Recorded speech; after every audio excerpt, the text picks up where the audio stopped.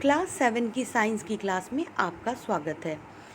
अपने पिछले लेसन में हमने जाना किस तरह से प्लांट अपना खाना खुद बनाते हैं फोटोसिंथेसिस प्रोसेस के थ्रू।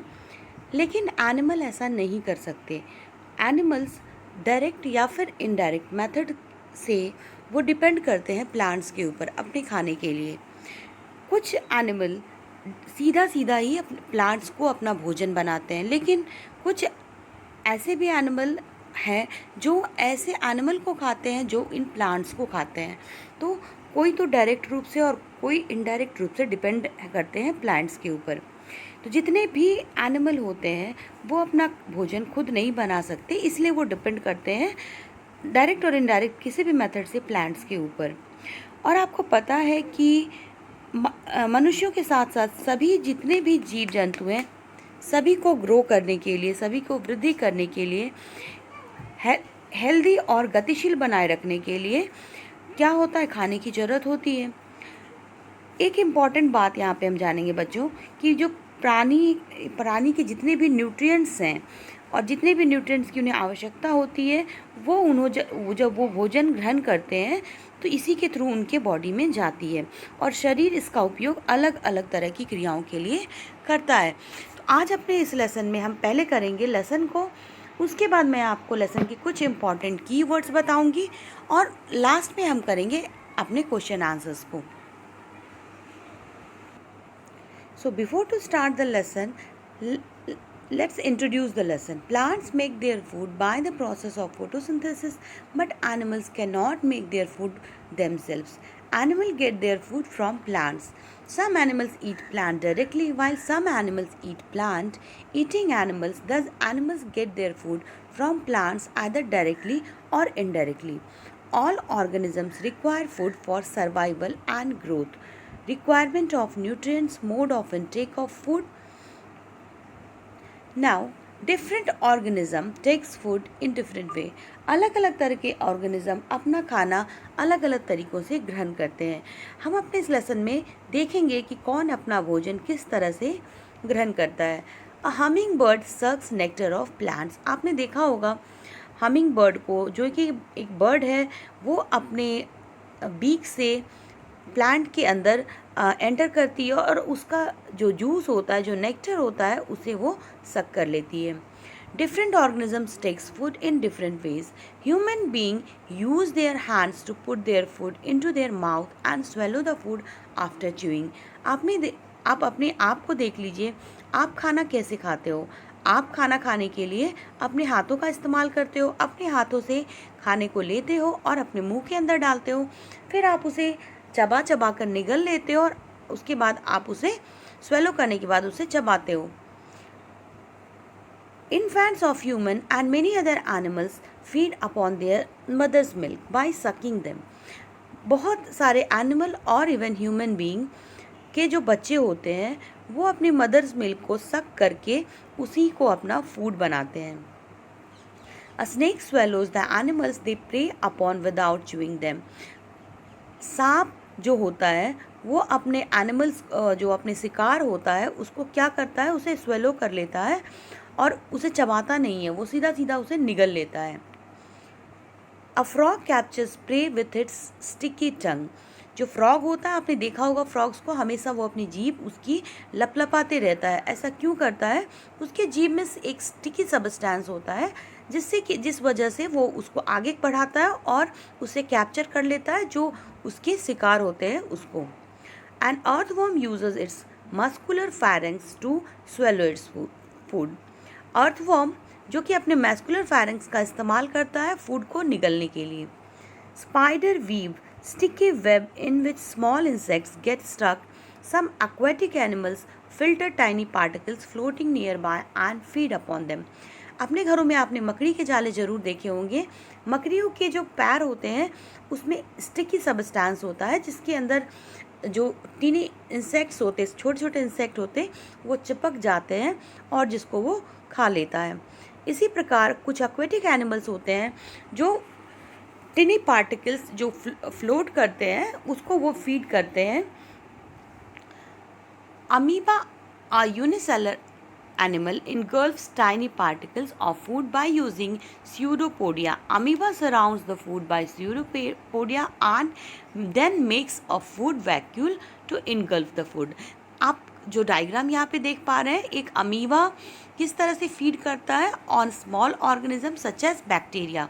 तो किस तरह से वो खाना अपना लेता है, तो अपने स्यूडोपोडिया यहाँ पे पॉड का मतलब होता है फीड और स्यूडो मीन्स फॉल्स, यानी कि जब वो खाने को देखता है तो अपने कुछ इस तरह के फॉल्स फीड को वो आगे बढ़ाता है। जो स्ट्रक्चर है, ये जब उसे फूड मिलती है, उसको उसका प्रे मिलता है, उस समय उसकी ये स्ट्रक्चर हो जाती है।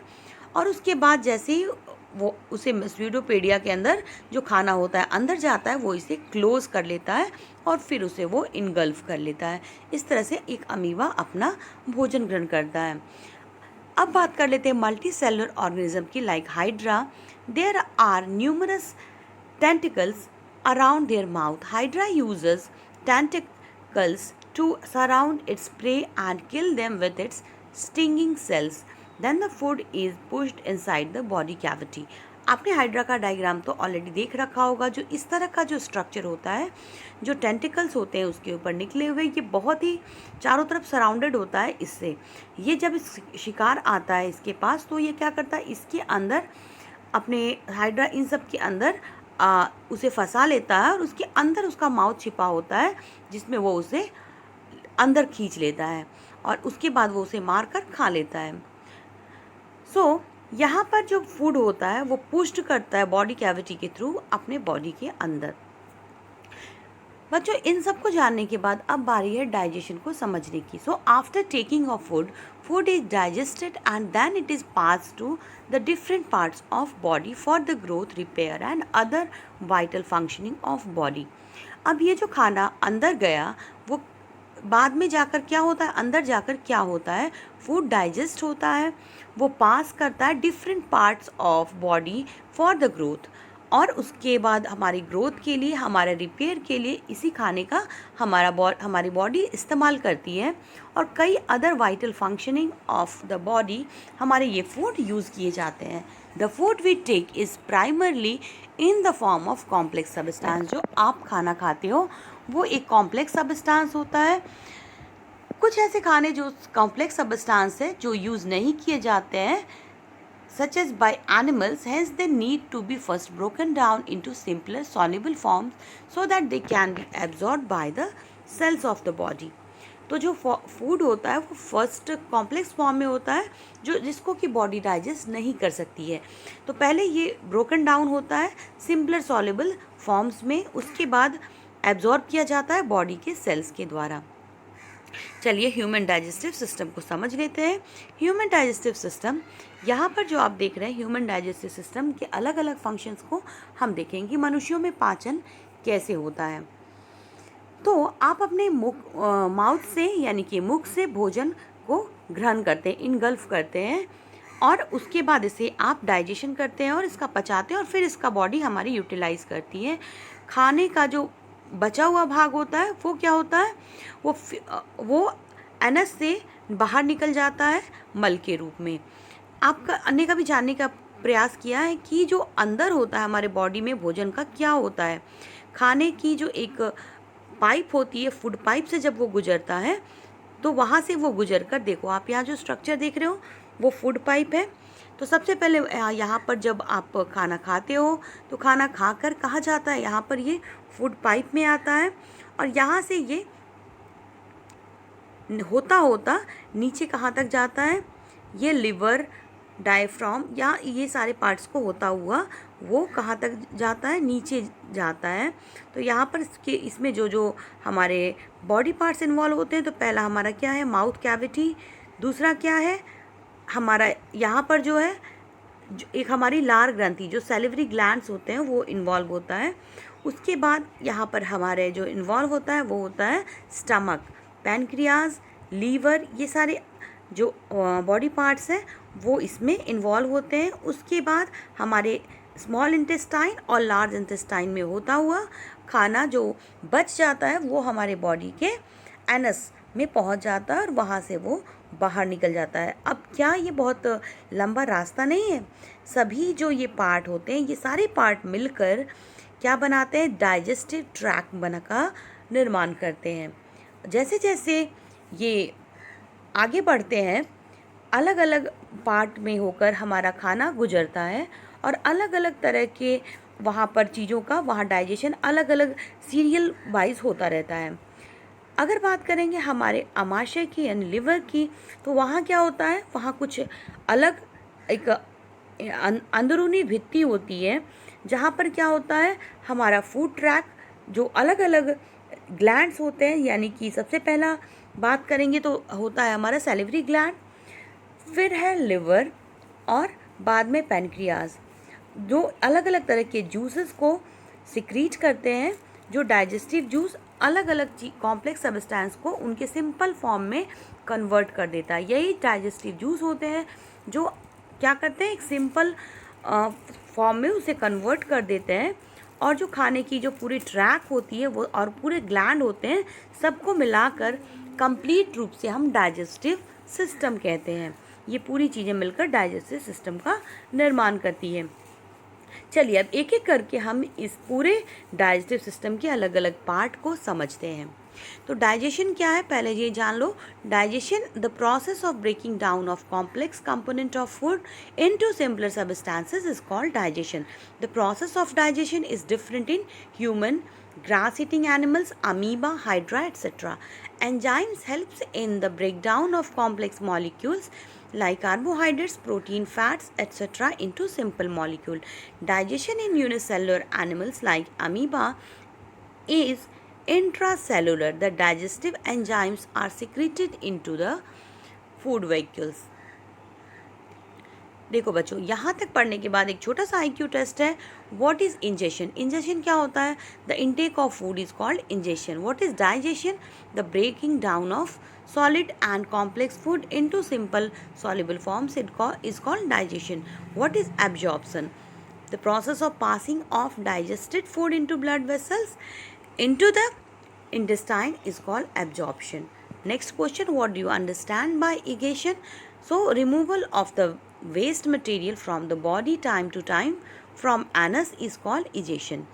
What are the steps of nutrition involved in animals? There are 5 steps of nutrition involved in animals. These are ingestion, digestion, absorption, assimilation and egestion. अब बारी है एक एक करके बॉडी पार्ट्स को समझने की जो हमारे डाइजेस्टिव ऑर्गन के अंदर आते हैं। तो पहला है mouth. The food is ingested through the mouth. The mouth contains tongue, teeth and salivary gland. Teeth break the food into smaller particles. This process is called mastication. The chewed food is mixed with saliva. Saliva is a watery fluid secreted by salivary glands. Saliva contains a type of enzyme called salivary amylase which converts starch into sugar. तो बच्चों यहाँ पर क्या होता है, सबसे पहले हमारे मुंह के द्वारा खाने को ग्रहण किया जाता है और उसके बाद हमारी दांतों के द्वारा इसे अच्छी तरह से चबाया जाता है और जिस कुछ काइनेटिक एंड प्रोसेसेस के थ्रू इसे छोटे छोटे टुकड़ों में पीस दिया जाता है। दांत, मसूड़े, ये सारे अलग अलग तरह के सॉकेट होते हैं जिसमें क्या होता है, फूड इसके बीच जाता है और वो अच्छी तरह से ग्राइंड हो जाता है। इसके लिए आप दांतों का स्ट्रक्चर देख सकते हो। आपके NCERT टेक्स्ट बुक में भी दांतों की अलग अलग स्टेजेस के स्ट्रक्चर दे रखे हैं किस तरह से। और क्या आपको पता है कि कुछ साल पहले आपके दांत गिरने लगे थे? आपके दांत का जो फर्स्ट सेट होता है यानी चाइल्डहुड जो बचपन में निकलता है और लगभग 8 इयर्स के उम्र आते आते आपके सभी दांत गिर जाते हैं और इन्हें आप मिल्क टीथ यानी दूध के दांत के नाम से जानते हो। और इन दांतों के स्थान पर जो नए दांत आते हैं जिन्हें हम परमानेंट टीथ कहते हैं या फिर स्थायी दांत कहते हैं। सामान्य एक हेल्दी पर्सन में जितने भी स्थायी दांत होते हैं वो पूरे जीवन भर बने रहते हैं। कभी कभी जो ओल्ड एज होता है, वृद्धावस्था में, ये गिरने लग जाते हैं। टीथ को के बारे में थोड़ा सा जान लेते हैं। Our teeth cut, tear and grind the food before we swallow it. There are 4 types of teeth in our mouth. First is incisors. These are flat and chisel shaped teeth. They lie in the front of mouth. There are 8 incisor teeth, 4 in upper jaw and 4 in the lower jaw. Incisor teeth are well adapted for cutting, biting of food items. उसके बाद है canines. Canines का क्या काम है? These are round shaped, sharp and pointed teeth. Canines are well adapted to hold and tear the food. There are 4 canine teeth found in human. Premolars. There are 2 premolars on the side of each. Premolars help crushing and grinding the food. There are 8 premolar teeth in adult human. Molars. There are 2 molar teeth on both sides in both the jaws. They have almost a flat surface with small projections. These teeth are meant for fine grinding of food. There are total 12 molar teeth including the wisdom teeth in an adult human. The 4 molar teeth are also called wisdom teeth. Wisdom teeth usually grow between the age of 18 to 21. The tooth is covered with a white substance. बच्चों, अब IQ test यहाँ पर. How many types of teeth are found in human beings? So there are 4 types of teeth in human beings. These are canine, these are incisor, canine, premolar and molars. Question number 2. How many incisors are found in an adult human? There are 8 incisors, 4 in lower and 4 in upper jaw found in an adult human. What is the function of incisors? Incisors are used to cut and bite the food. So milk teeth and permanent teeth. So what is the function of canines? Canines are the type of teeth which help to hold the tear the food. How many premolars are found in an adult human? There are 8 premolars found in adult human. What is the function of premolars? Premolars help in crushing and grinding the food. How many molars are found in adult human? अब आ रही है टंग की. बच्चों, टंग is a muscular organ. Tongue helps to make saliva in the food. It also helps to push the food down the food pipe or esophagus. Taste receptors are present in tongue and give us the sense of taste. तो आप जो टंग होता है muscular organ होता है और ये mix करता है सलाइवा को हमारे फूड में और पुश करता है खाने को नीचे फूड पाइप और ईसोफेगस में. और टेस्ट रिसेप्टर प्रेजेंट होते हैं टंग के अंदर जो हमारे डिफरेंट टेस्ट का सेंस हमें देते हैं. ईसोफेगस द फूड पाइप, ये एक ट्यूब लाइक स्ट्रक्चर होती है जो कनेक्ट करती है माउथ और स्टमक को और इसकी लेंथ 30 सेंटीमीटर लॉन्ग होती है. ईसोफेगस एक पावरफुल मसल्स होता है जो जेंटली पुश करता है फूड को नीचे की तरफ यानी स्टमक में जाने में हेल्प करता है. ये बार बार कॉन्ट्रैक्ट होता रहता है जिसकी वजह से कॉन्ट्रैक्ट और रिलैक्स प्रोसेस होता है जो कि एक रिदमिक फैशन में होता है जो फैसिलिटेट करता है forward movement of the food की. आगे चलते हैं बच्चों, हम अपने नेक्स्ट स्टमक को समझते हैं. स्टमक जो कि हमारे इसका इम्पॉर्टेंट पार्ट है. Stomach it is a muscular J-shaped thick walled bag. Stomach is the widest part of alimentary canal. तो ये एक इसको हिंदी में हमाशय बोलते हैं और ये एक बहुत ही इसकी जो आउटर कवरिंग होती है बहुत ही थैली के जैसी होती है और जे शेप जैसा ये दिखता है और ये पूरे फूड ट्रैक का सबसे चौड़ा भाग होता है. और ये दूसरी तरफ जाकर कहाँ पे खुलता है? ये स्मॉल इंटेस्टाइन की तरफ ये इसकी ओपनिंग होती है. क्या आपको पता है जब कभी आप जल्दी खाना खाते हो या खाते खाते समय बात करते हो आपको खांसी उठती है या फिर हिचकी आने लग जाती है या कभी कभी घुटन का अनुभव होने लगता है, ऐसा क्यों होता है? तो जो ये फूड पार्टिकल्स होते हैं ये आपके रेस्पिरेटरी ट्रैक में एंटर करने के कारण होता है. जब रेस्पिरेटरी ट्रैक में ये फूड पार्टिकल्स जाते हैं तो नाक से आने वाली जो हवा होती है वो इसे फेफड़ों तक ले जाती है यानी कि लंग्स तक और जो हमारे हम जो फूड लेते हैं उसके साथ साथ वो चलने लगती है. लेकिन यहाँ पर क्या होता है भोजन निगलने के समय एक स्ट्रक्चर जो होता है मस्कुलर स्ट्रक्चर वाल्व का काम करती है जो क्या होती है ब्रीदिंग ट्रैक को ढक लेती है. लेकिन जब आप खाने को नीचे की तरफ जाता है तो अगर गलती से कभी कभार जो आपके फूड पार्टिकल्स हैं इस रेस्पिरेटरी ट्रैक में एंटर कर जाते हैं तब हमें घुटन का अनुभव होता है और हिचकी आती है या फिर कभी कभी खांसी भी आ जाती है. चलो आगे समझते हैं। Stomach churns the food to mix digestive juices. The food in the stomach is churned into semi-solid. The churned semi-solid food is called chyme. Gastric juice is secreted from the wall of the stomach and mixed with the food. Gastric juice contains some enzymes and hydrochloric acid. आपने class 5th में EVS में इसके बारे में already पढ़ा हुआ था।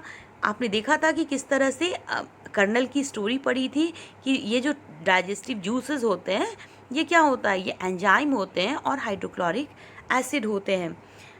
आपने शायद सुना होगा, आपको अगर नहीं याद है तो मैं एक बार फिर से वो स्टोरी आपको सुना देती हूँ।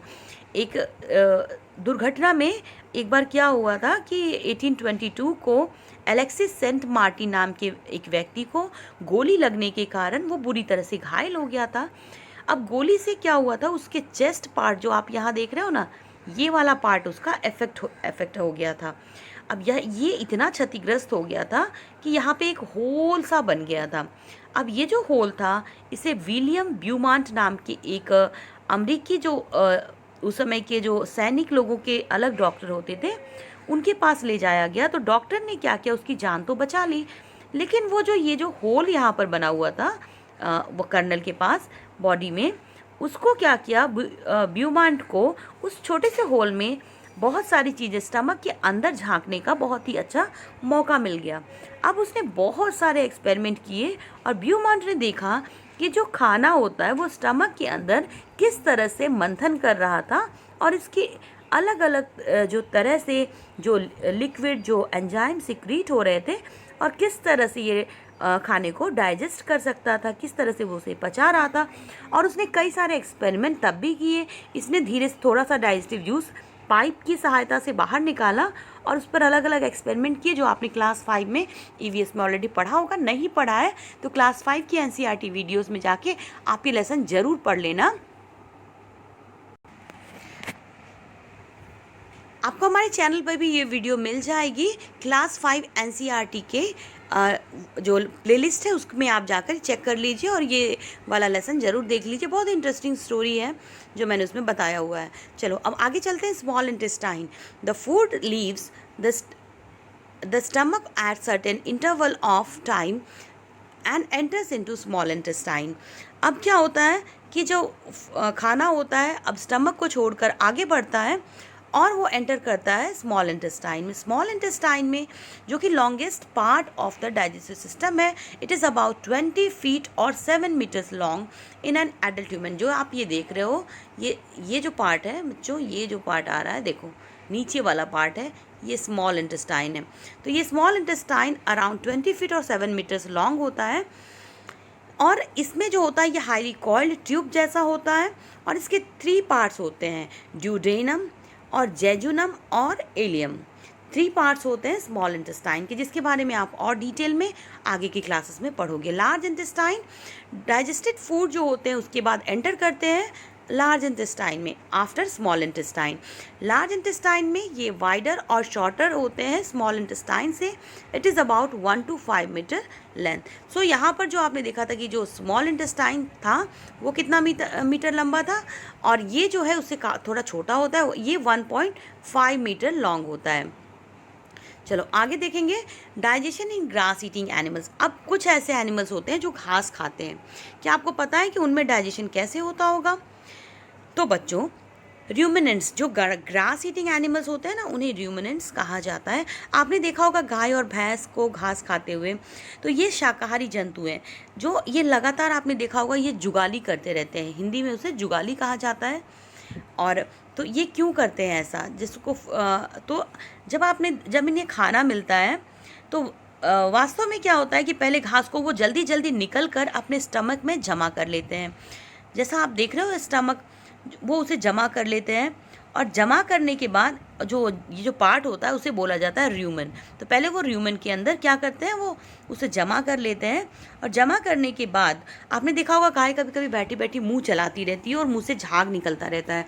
ऐसा क्यों होता है? क्योंकि जब इन्हें खाना मिलता है तो ये जल्दी जल्दी लेकर इस रूमेन में से बड़ा सा पार्ट होता है ये इसमें स्टोर कर लेते हैं और स्टोर करने के बाद ये रूमेन जो होता है रूमेन कहलाता है। और रूमिनेंट के स्टमक को 4 भागों में बटा होता है। ह्यूमन में भोजन का जो होता है ना वो आंशिक रूप से, पार्शियल रूप से डाइजेशन होता है, जिसे जुगाल या फिर कड कहा जाता है इंग्लिश में।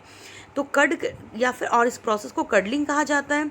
लेकिन बाद में जो एनिमल्स होते हैं इसको निकालते हैं और यहाँ से, और बाद में छोटे छोटे यहाँ पर फॉर्म्स में इसे फिर मुंह में लाते हैं, छोटे छोटे बाइट्स के रूप में मुंह में लाते हैं, और फिर वो इसको चबाते रहते हैं। और इस प्रोसेस को क्या बोलते हैं? जिसको हम बोलते हैं रोमनंथन बोलते हैं। तो ये सिर्फ एनिमल्स में होता है। बच्चों, आपने एक और चीज़ मैं आपको बताना चाहूँगी कि आपने कभी कभी आपको पतले लूज़ मोशन टाइप की, लूज़ मोशन जैसी हो जाती है और बार बार आपको वॉशरूम जाना पड़ता है। ऐसे कंडीशन को आप क्या बोलते हो? दस्त बोलते हो। और ये क्यों होता है? तो ये होता है किसी संक्रमण की वजह से, या कभी कभी फूड पॉइजनिंग की वजह से, या किसी चीज़ का डाइजेशन ठीक से ना हो पाया हो, तो अभी ऐसा होता है। हमारे कंट्री में यानी कि इंडिया में विशेषकर बच्चों में ये बहुत ही जनरल कंडीशन है, बहुत ज़्यादा होता है। अक्सर आप भी छुट्टी लेते रहते हो कि स्कूल से कि लूज मोशन है आपको, बट ऐसा ज़्यादा लंबे समय तक होना बहुत ही घातक भी हो सकता है। इसका मुख्य कारण क्या है कि हमारे इस बॉडी में जो वाटर होते हैं और मिनरल होते हैं, उसकी बहुत ज़्यादा लंबे समय तक इसकी जो है ना इसका लॉस होना सही नहीं है। तो अगर ज़्यादा लंबे टाइम तक ये खींच रहा है, तो इसे बहुत ही सिंपल नहीं लेना चाहिए, जल्दी से डॉक्टर के पास मिलना चाहिए। और जब तक डॉक्टर के पास ना जाए तब तक ऐसे रोगी को क्या करना चाहिए? उबाल कर ठंडा किए हुए पानी में 1 चुटकी नमक, चीनी मिलाकर घोल कर पिलाना चाहिए। इसे जीवन रक्षक घोल या फिर ORS के नाम से भी जाना जाता है। तो उस एनिमल्स जो होते हैं ये जुगाली यानी कि कडलिंग करते हैं, और ऐसे जो एनिमल्स होते हैं उसे रूमिनेंट कहा जाता है। आपको पता है कि घास में सेल्यूलोज बहुत ज़्यादा मात्रा में प्रेजेंट होते हैं, जो एक प्रकार का कार्बोहाइड्रेट होता है। किसी रूमिनेंट और ऐसे एनिमल जैसे कि डियर है या काऊ है, तो ये रूमेन को, सेलुलोज को डाइजेस्ट करने वाले उनके बॉडी में ऐसे बैक्टीरिया पाए जाते हैं जो इनका डाइजेशन करते हैं। लेकिन बहुत सारे एनिमल ऐसे होते हैं जो ह्यूमन सेलुलोज का डाइजेशन नहीं कर पाते। बच्चों, यहाँ पहेली जानना चाहती है कि ये जंतु खाना खाते समय इसको अच्छी तरह से क्यों नहीं चबा पाते। और बूझो जानना चाहता है, मुझे जानना है कि मनुष्य जो होता है ना, एनिमल्स की तरह सेलुलोज को क्यों नहीं डाइजेस्ट कर पाते। चलो बच्चों, इसका जवाब हम आगे चल के सीखते हैं। जानवर जैसे कि घोड़ा, खरगोश, ये सारे जानवर जो होते हैं उनमें क्या होता है कि जो उनका स्टमक होता है उसमें एक थैली जैसी स्ट्रक्चर होती है, और खाने का के जो सेलुलोज होते हैं उसका डाइजेशन यहाँ पर कुछ बैक्टीरियाज के द्वारा किया जाता है, जो कि ह्यूमन के अंदर यहाँ पर ये चीज़ प्रेजेंट नहीं होती है। इस वजह से ह्यूमन सेलुलोज को नहीं डाइजेस्ट कर पाता है। कुछ ऐसे माइक्रो ऑर्गेनिज्म होते हैं जो प्रेजेंट होते हैं, और इस तरह से भोजन का ग्रहण होता है एक रूमिनेंट्स के अंदर। चलो, यहाँ पे कुछ शॉर्ट आंसर टाइप है, उसको देख लो कि क्या होता है। तो what is carnivorous animal? Give 2 example. So animals which eat the flesh और other animal called carnivorous animal. Examples are lion, tiger, etc. What are the function of digestive juice secreted by the liver? So the digestive juice from liver breaks up the fat into tiny particles. Question number 3. Name the organs that make up alimentary canal. Answer is mouth, esophagus, stomach, small intestine, large intestine are the part of alimentary canal. Lesson के बाद अब बारी आती है कुछ important terms को समझने के लिए जो इस लेसन से बहुत बहुत इंपॉर्टेंट है. So classification based on eating habits. So herbivorous, carnivorous, omnivorous, parasite, scavengers. चलो एक एक करके इसको जान लेते हैं. What is herbivorous? The animals that obtain their food only from plants. Example cow, sheep, goat, deer, elephant, kangaroo, giraffe etcetera. इन्हें हम हर्बीवोरस कहते हैं. कार्निवोरस ऐसे एनिमल जो ऑब्टेन करते हैं food by killing other animal. So ऐसे animal they never eat plants, जैसे कि tiger, lizard, lion etcetera. Omnivorous ऐसे एनिमल जो कंज्यूम करते हैं प्लांट्स और एनिमल दोनों को एज अ फूड. सो ऐसे एग्जाम्पल हैं bear, dog, human etcetera. Parasite ऐसे ऑर्गेनिज्म जो ऑब्टेन करते हैं अपना खाना अदर एनिमल से by living inside like endoparasite, और आउटसाइड जो होता है उसे एक्टोपैरासाइट कहते हैं देयर बॉडी। तो पैरासाइट वो होता है जो किसी ऑर्गेनिज्म के अंदर या बाहर रहकर अपना खाना लेता है उससे, जैसे कि tapeworm, roundworm, tick and lice. तो यहाँ पे टेप वर्म और राउंड वर्म जो होता है वो इनसाइड द बॉडी होता है, जैसे कि हम क्या बोलते हैं उसे एंडोपैरासाइट्स बोलते हैं। और टिक और लाइस यानी कि जुएँ जो होती है सर में, वो आउटसाइड हमारी बॉडी की होती है, उसको हम बोलते हैं एक्टोपैरासाइट्स। इसके अलावा स्कैवेंजर्स एनिमल्स जो होते हैं which feed on remains of dead and decays preyed by predators. तो यहाँ पर जो कुछ ऐसे एनिमल्स होते हैं जो ऐसे एनिमल्स को खाते हैं जो डेड और डीकेज चीज़ों से अपना खाना लेते हैं, जैसे कि vulture, crow, jackal etcetera. Animal nutrition includes nutrient requirement, mode of intake of food, and its utilization in the body. The human digestive system consists of the alimentary canal and secretory glands. It consists of the buccal cavity, esophagus, stomach, small intestine, large intestine, ending in rectum and anus. The main digestive glands which secrete digestive juices are salivary glands, the liver and the pancreas. The stomach wall and the wall of small intestines also secrete digestive juices. The mode of feeding vary in different organisms. Nutrition is a complex process involving ingestion, digestion, absorption के अंदर assimilation और egestion दोनों आता है. Digestion of carbohydrates like starch begins in the buccal cavity. The digestion of protein starts in stomach. Digestion of carbohydrates like starch begins in buccal cavity. The digestion of protein starts in the stomach. Bile secrete किया जाता है liver के द्वारा, pancreatic juice जो secrete किया जाता है pancreas के द्वारा, और डाइजेस्टिव जूस जो सिक्रीट किया जाता है इंटेस्टाइनल वॉल कंप्लीट करता है digestion process of all components of food in the small intestine. Digestive food observe किया जाता है हमारे ब्लड वेसल से from the small intestine.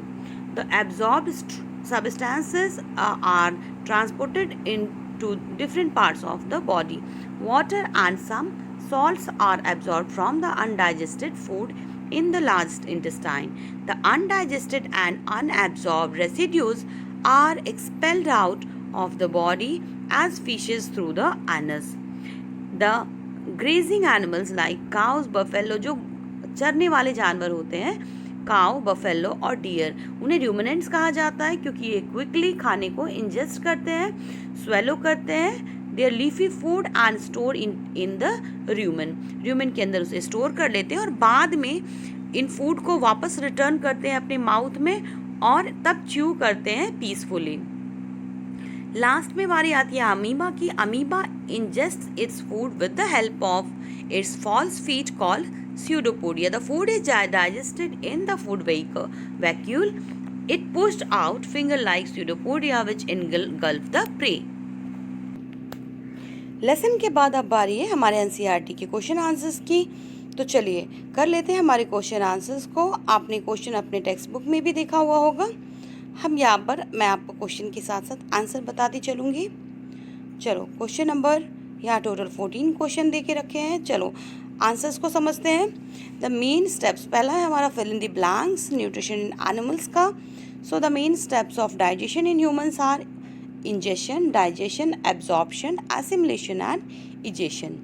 The largest gland in human body is liver. The stomach releases hydrochloric acid and gastric juice which act on food. The inner wall of small intestine has many finger-like outgrowths called villi. Amoeba digests its food in the food vacuole. चलो अब यहाँ पर देख लेते हैं हम true and false को.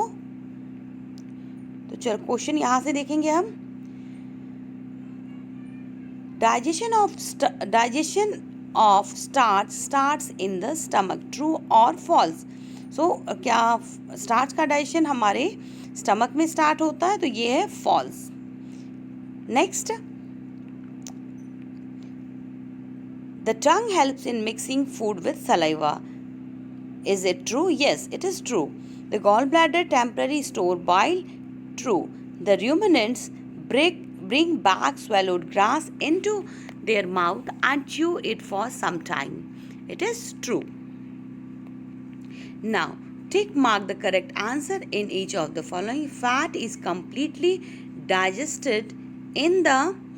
So fat का डाइजेशन कहाँ होता है? तो हमने अभी अभी देखा था, अपने लेसन में समझा था कि जो फैट होते हैं उसका डाइजेशन स्मॉल इंटेस्टाइन के अंदर होता है. और सेकंड क्वेश्चन है यहाँ पे कि जो match the column 1 with the choose given column 2. तो कार्बोहाइड्रेट्स क्या है? Proteins and fat. तो कार्बोहाइड्रेट्स और प्रोटीन्स और फैट्स. तो यहाँ पता है प्रोटीन्स को अमाइनो एसिड भी कहा जाता है और फैट्स फैटी एसिड्स और ग्लिसरॉल और कार्बोहाइड्रेट शुगर. ये हमारे मेन कंपोनेंट है जिसको हम मैच करेंगे. Next question number 5. चलिए यहाँ पे हम आंसर देख लेते हैं, थोड़ा जल्दी कर लेते हैं इसको. Question number 5 answer is the inner wall of the small intestine have thousands of finger-like outgrowths. These are called villi. Villi are located in the small intestine. The villi increase the surface area for absorption of the digested food. Each villus has a network of thin and small blood vessels close to its surface. The surface of the villi absorbs the digested food materials. Bile is produced by the liver and is stored in gallbladder. Bile juices digest fat. Bile juice जो होती है वो fat का digestion करती है. Cellulose can be digested by ruminants but not by human beings. The human being do not produce cellulose digesting enzyme. Cellulose is a type of carbohydrate that can be digested by ruminants but not by human. Ruminants have large sac-like structure called rumen which is present in between the small intestine and large intestine. The cellulose is digested here by the action of certain bacteria which are not present in humans.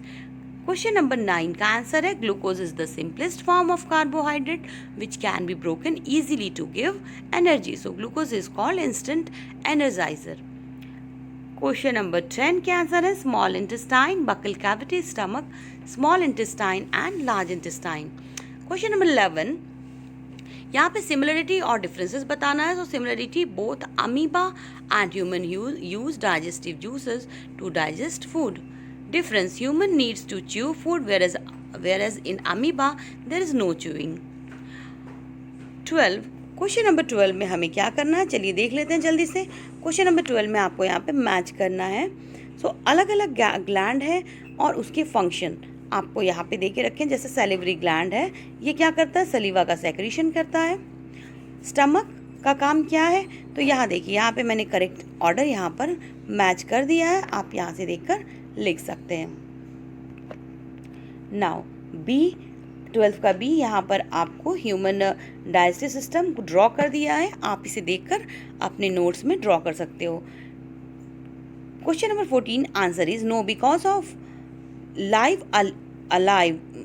a healthy life we need a complete balance of all nutrients.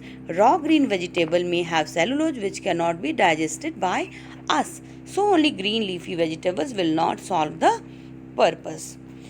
तो बच्चों ये था हमारा lesson nutrition in animals. I hope आपको lesson समझ में आया होगा. अगर आपको ये वीडियो यूजफुल लगी है then don't forget to like, share and subscribe.